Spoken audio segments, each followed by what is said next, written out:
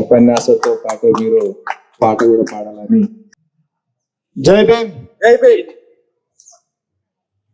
అందరు కూర్చోండి, కొంచెం చాలా జాగ్రత్తగా వినాలి. ఈరోజు మంచి పండగ రోజు భారతదేశానికి. ఎందుకంటే ఆయన ఎంత గౌరవాన్ని ప్రతి ఒక్కరికి తీసుకొచ్చిండో డాక్టర్ బిఆర్ అంబేద్కర్ గారు. మనము ముందుకు సాగాలంటే, మనము ఉన్నతంగా ఉండాలంటే కొంచెం అంబేద్కర్ గారి గురించి మనం వినాలి. వినకపోతే మనం అక్కడనే ఉంటాం. విన్న వాళ్ళు, అంబేద్కర్ గారిని అర్థం చేసుకున్న వాళ్ళు ఉన్నత స్థాయిలో ఉన్నారు. మనకు అర్థం కాదు, వినశాత కాకపోతే మనం అక్కడనే ఉంటాం. అయితే ఒక సింపుల్ గా మీకు అర్థమయ్యే విషయంలో ఒక విషయం చెప్తాను. ఒక 4 గొంగళి పురుగులు చెట్టు మీద కూర్చున్నాయంట. చెట్టు మీద కూర్చొని అవి అనుకుంటున్నాయి, ఏందే మనం ఎంత నీచంగా ఎందుకు పుట్టినాం, మనల్ని ఎంత గలీజ్గా చూస్తున్నారు అందరూ, మనుషులు మనకు దగ్గర రారు, మనకు ఎంత అసహించుకుంటారు. పోనీ వాళ్ళు అసహించుకున్నట్టు మనం కూడా శరీరం మీద పడితే దురదలేస్తుంది వాళ్ళకి, వాళ్ళు చాలా ఇబ్బంది పడతారు. మనం ఎందుకు ఇలా పుట్టినామని అవి బాధపడుతున్నాయంట. బాధపడుతూ ఉంటే అక్కడికి వెళ్ళి ఒక తెల్లటి పావురం వచ్చి ఆ కొమ్మ మీద, ఆ గొంగులు పురుగులు ఉన్న కొమ్మ మీద వాలిందంట. వాలినప్పుడు ఆ గొంగులు పురుగులు ఆ పావురానికి ఆనినప్పుడు ఆ పావురంకు దురద వచ్చిందంట. చాలా మంటలేసిందంట. అది ఏమంటుందంటే పావురం, ఛీ నీ బతికేంది, నీ జీవితం ఏంది, అసలు నువ్వు పుట్టుడే కాదు, ఎందుకు పుట్టినావు, నువ్వు ఇంత అసహ్యంగా పుట్టినావు, మాకు ఎంత కాళ్ళకు దురదలేస్తుంది, అసలు నీకు అసలు బతికేందుకు అని ఎగతాళి చేసి ఆ పావురం వెళ్ళిపోయింది. అలాగా ఆ పావురంకు ఆ దురద వల్ల కోపం వచ్చింది. ప్రతిరోజు వచ్చి ఆ గొంగులు పురుగుల్ని ఏడిపించి, అవమానపరిచి, అసహించుకొని, చీదరించుకొని, అసలు నువ్వు వేస్ట్ అసలు అని అవిటిని ఆత్మహత్యలు చేసుకునే దాకా అవమానపరిచింది ఈ పావురం. అయితే ఈ 4 గొంగులు పురుగులు ఏం చేస్తున్నాయంటే, నేను బతక, ఈ అవమానం నేను తట్టుకోను, అసలు నన్ను ఇంత నీచంగా చూడడానికి గల కారణం నా బతికే, నా పుట్టుకనే, నా లైఫే, ఇదే నా బతికేనా, నా బతుకు ఇది కానే కాదు, ఎవరు మెచ్చని బతుకు నాకు వద్దు అని ఆ గొంగులు పురుగు ఒకటి కింద పడి చచ్చిపోయిందంట. ఒకటి ఏడ్చుకుంటూ కుళ్ళిపోయి అలాగనే అన్నం తినక, నీళ్లు తాగక, లేక అవి అవమానపడి చనిపోయిందంట. అయితే ఒక్కటి మాత్రం గొంగులు పురుగు ఏం చేసిందంటే, అది నేను ఏమైనా సరే నేను మారుతాను, నేను అప్డేట్ అవుతా, నేను మార్పు ఏందో చూయిస్తా, ఆ దానికి సిగ్గు వచ్చేటట్టు, దానికే అవమానం తెచ్చేటట్టు నేను మారుతా అని ఆ కొమ్మల్లో వెళ్ళి ఆ గొంగులు పురుగు వేలాడటానికి సిద్ధపడ్డది, మార్పును కోరుకున్నది. అయితే అది మార్పు కోరటాని కోసం అది తపన పడ్డది, అది చాలా బాధపడ్డది.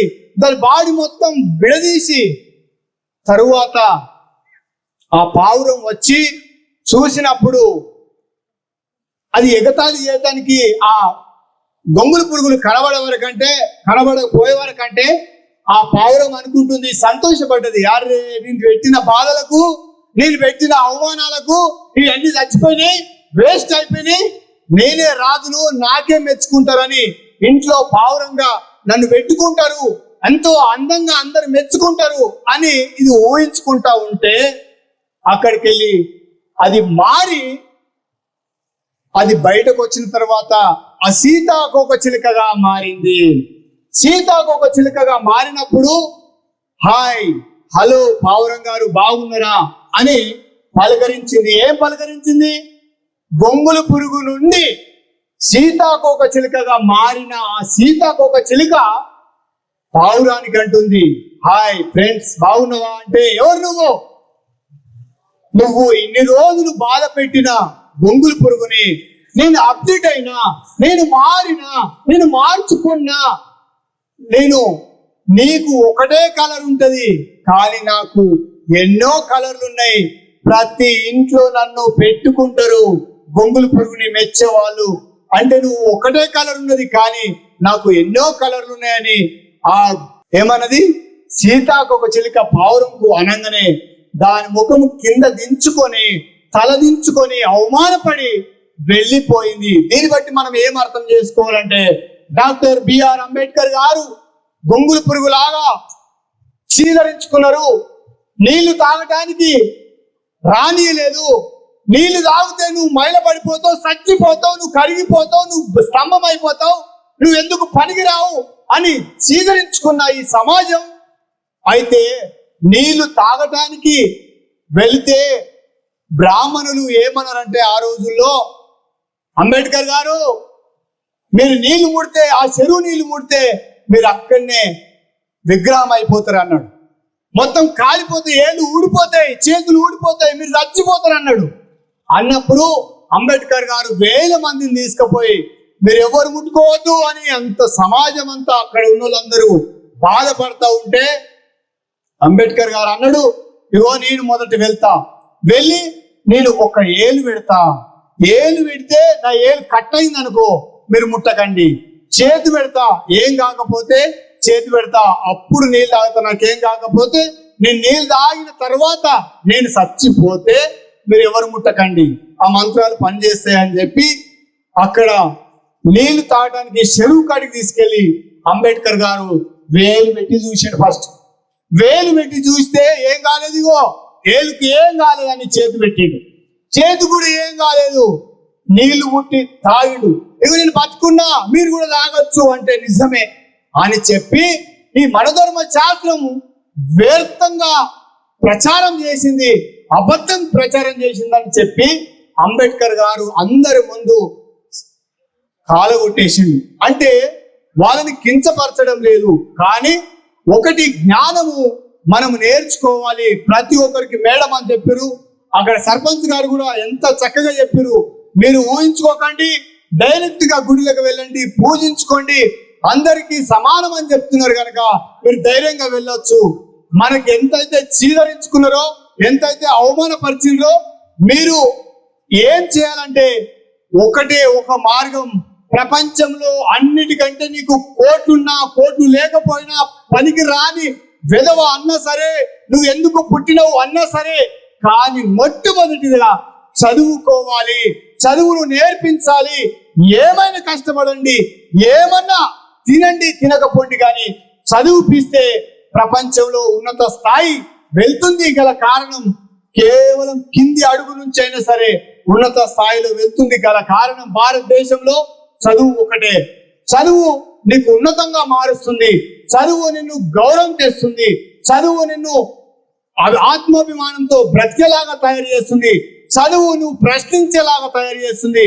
ఆ జ్ఞానాన్ని మీరు తెలుసుకుంటే, డాక్టర్ బిఆర్ అంబేద్కర్ గారిని మీరు చదివితే, మీరు చదివిస్తే, ఆయన గురించి మీరు నేర్చుకుంటే, ఆయనను మీరు పాటిస్తే ఖచ్చితంగా ఉన్నతమైన వ్యక్తులుగా మీరు మారుతారు. మారాలని డాక్టర్ బిఆర్ అంబేద్కర్ గారు గొంగులు పురుగు నుండి సీతాకోక చిలుకగా మారినట్టు మనము కూడా మన బతుకుల్ని మార్చుకోవాలి. కళ్ళు దుకాణంలో ఉండడం అంబేద్కర్ ఉద్దేశం కాదు. మందులు తాగి ఊగి యాడంటాన్ని మోర్లు పడడం అది అంబేద్కర్ ఆశయం కాదు. గొడవలు పడడం అంబేద్కర్ గారి కోరిక కాదు. మనము చీదరించుకున్న లైఫ్ ని గొప్పగా మార్చుకోవాలనుకుంటే, మనము ఆత్మాభిమానంతో ధైర్యంగా గట్టిగా మంచిగా జీవితం ఉన్నతంగా బ్రతకాలంటే వాళ్ళ పనులు రాలగొట్టకుండా సరే మనం అవమానపరిచినలు, కానీ మనం చదువుతో జ్ఞానంతో ప్రశ్నతో ఉన్నతంగా ఆలోచన చేస్తే ఖచ్చితంగా మన పిల్లలకి ఉన్నతంగా బాగా చదివిస్తే వాళ్ళే మనకు గౌరవం తీసుకొస్తారు. సమాజంలో ఏం లేకపోయినా సరే చదువు ఉండాలి, చదువు నిన్ను అన్నం పెడుతుంది అని డాక్టర్ బిఆర్ అంబేద్కర్ గారు చెప్పారు. 8 సంవత్సరాల చదువును 2 సంవత్సరాల 3 నెలలు చదివిండు ఆయన. అంటే అంత చదువు, అంత కష్టపడ్డాడు. ఎవరి కోసం? మన కోసం, ప్రతి ఒక్క జీవి కోసం. ఆడవాళ్ళు స్వేచ్ఛగా ఉండాలంటే మేడం గారు చెప్పారు. ఇప్పుడు ఇక్కడ ఉన్నాను అంటే గల కారణం డాక్టర్ బిఆర్ అంబేద్కర్ గారు అని చెప్పారు. అది నిజం. వాస్తవంగా హక్కులు మీకు 8 గంటలు పని చేయడానికి ఎవరైనా కూలి పిలిస్తే మీకు ఎవరిచ్చారు హక్కు? మీకు 8 గంటలు చేయాలని ఎవరు లేదు, అసలు ఎక్కడ లేదు. కానీ డాక్టర్ బిఆర్ అంబేద్కర్ గారు ఖచ్చితంగా 8 గంటలు చేయాలని ఆయన చెప్పిన కనుకనే మీరు కరెక్ట్ టైం చూసుకో. టైం కాలేదా, ఇంకా చేయమంటే టైం కాలే అంటారు. ఇంత లేట్ అయింది ఎందుకు అని ఎవరన్నా దబాయించి మాట్లాడితే టైం చూసుకో, టైంకి వచ్చినా లేదా, 8 గంటలు చేసినా లేదా అని మీరు ధైర్యంగా మాట్లాడే హక్కు డాక్టర్ బిఆర్ అంబేద్కర్ గారు చెప్పారు. కనుక ఒక్క విషయం నేను చెప్పాలనుకుంటున్నా. గొంగులు పురుగులాగా మీరు ఉండకండి. గొంగులు పురుగు అసహించుకుంటారు అంటే మీరు తాగుబోతులుగా ఉండొద్దు, మీరు సంసారాలు బయట పెట్టుకోవద్దు, మీ కాపురాలు 10 మందికి చెప్పొద్దు, మీ జీవితం గురించి ఎవరికి చెప్పొద్దు.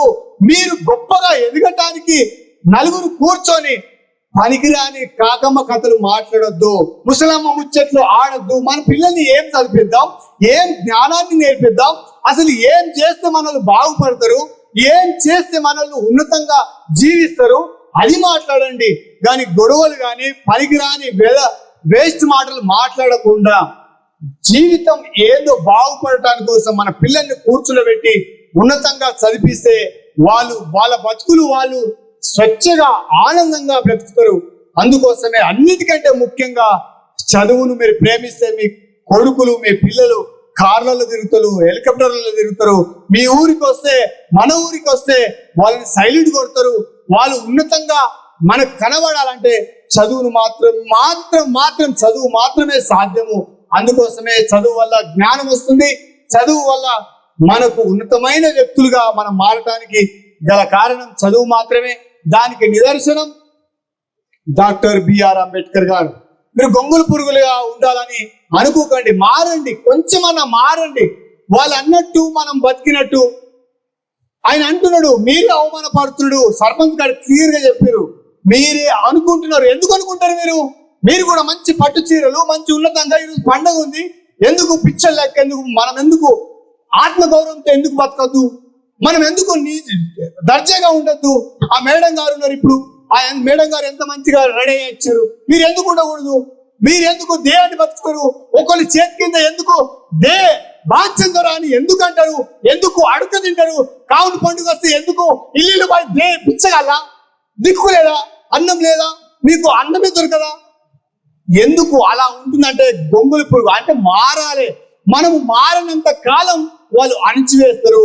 మనం మారితే, మనం ప్రశ్నిస్తే, మనం ఖచ్చితంగా ముందుకు వెళితే, ఖచ్చితంగా మన పిల్లలకు జ్ఞానాన్ని నేర్పితే ఖచ్చితంగా ఉన్నతమైన వ్యక్తులుగా మనం ఉండాలి.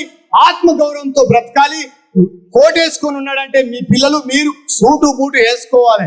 వేసుకున్నప్పుడే ఖచ్చితంగా అది ఆయన యొక్క ఆశయం నెరవేర్చిన వాళ్ళు ఉంటారు. ఖచ్చితంగా ఎంతసేపైనా మాట్లాడతా, కానీ ఇక్కడ ఆకలి అందరికీ చాలా సంతోషం. మాకు ఇచ్చిన ఈ అవకాశం చాలా సంతోషం. ఒక్కటే విషయం చెప్తున్నా, మనం మారదాం. మొట్టమొదట మనం మారి నిజంగా ఆత్మగౌరవంతో బ్రతికి నిజంగా మన పిల్లలకి మాత్రం చదువు మాత్రం ఇప్పిద్దాం. మన పిల్లలకి మంచి బుద్ధులు, కళ్ళు సీసాలు తెప్పిస్తారు మనోళ్ళు. జ్ఞానం లేదు, కళ్ళు కనుపోరా ఒక 2 సీసాలే, వానికి తోడం మనం తోడం తాగడం. అది ఆత్మగౌరవం కాదు, గొంగులు పురుగు లాగానే బతుకు. ఆ బతికేందుకు మనకు పుట్టుడెందుకు, చచ్చుడెందుకు? బతుకుతే మంచి జీవితం జీవిద్దాం, బతుకుతే మంచి లైఫ్ ను సోయిద్దాం, మనమే నిరూపిద్దాం. జీవితం అంటే ఇట్లుండాలని అని మనమే నిరూపించాలని నేను మనస్ఫూర్తి కోరుకుంటున్నా. అది బాబాసాహెబ్ అంబేద్కర్ గారి ఆశయం, ఆలోచన, గొప్ప కోరిక. మనమంతా పిచ్చర్ లెక్క, బిచ్చగల లెక్క, అడుక్కున్నలాగా, గొంగుల పురుగులాగా ఉండద్దు అని సీతాకోక చిలుకగా మారటానికి అవకాశం ఆయన డాక్టర్ బిఆర్ అంబేద్కర్ మనకు రాజ్యాంగం ఇచ్చిండు. ఆ రాజ్యాంగం ప్రకారం మనం నడుద్దాం.